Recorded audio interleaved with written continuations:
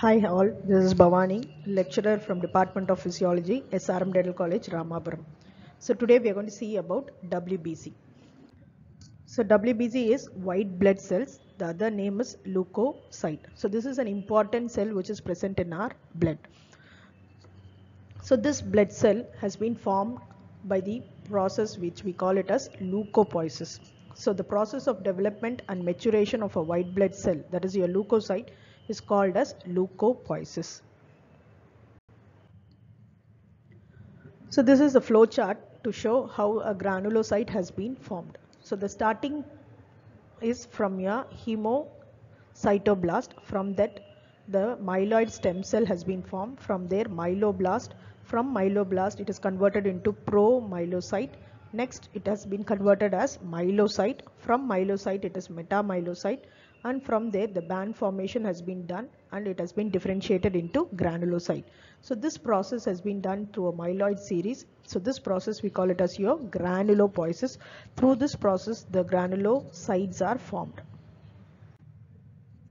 So next is a formation for a monocytes. Monocytes, they play a vital role.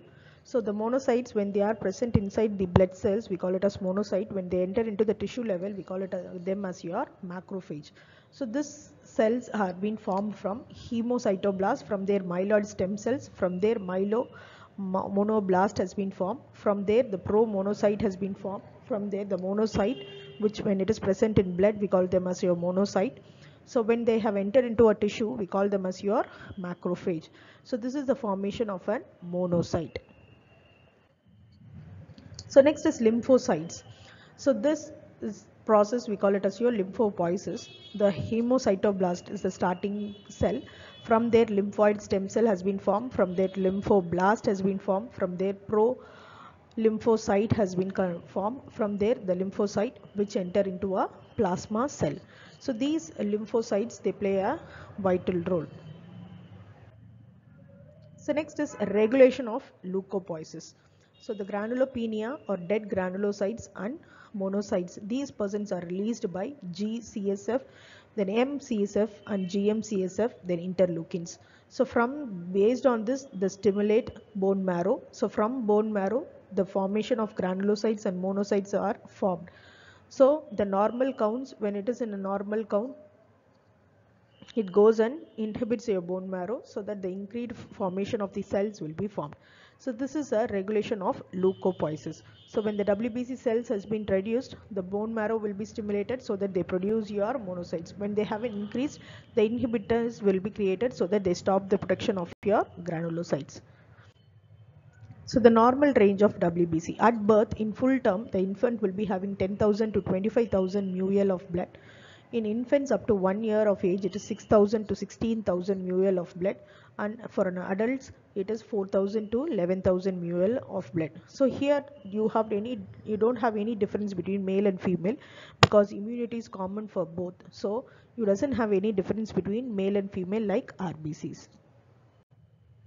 So next, the variations in your WBC count. So when the count has been increased state, that is more than 11,000, we call them as leukocytosis. So the physiological changes and pathological changes are, in physiological changes, the age, exercise, mental stress, pregnancy, after food take, then experiencing to a low temperature will increase your WBC count. The pathological conditions are acute bacterial infections, spirogenic organism formation, then burns, post-operative period, tuberculosis, then granular fever. During these situations, the WBC count will be more in number. Next, when the count has been reduced less than 4,000, we call them as leukopenia. Infections by non-pyrogenic organism, example typhoid fever, viral infections, influenza, smallpox, mumps, etc.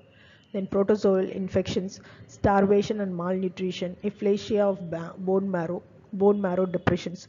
During these conditions, the WBC count will be in a reduced state. Next, classification of WBC.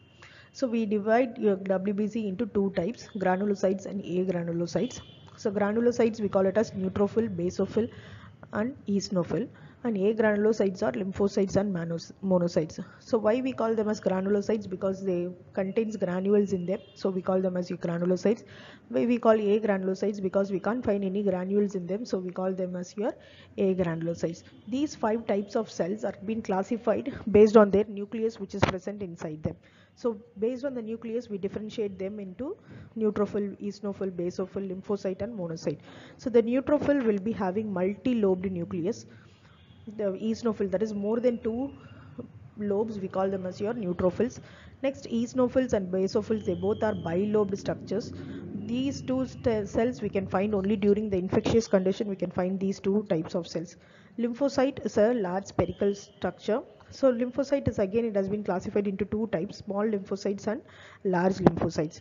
Next is monocyte. This contains a bean shaped or kidney shaped nucleus in them. So monocytes also play a vital role. So neutrophils is a major cell which plays a major role during your immunity process.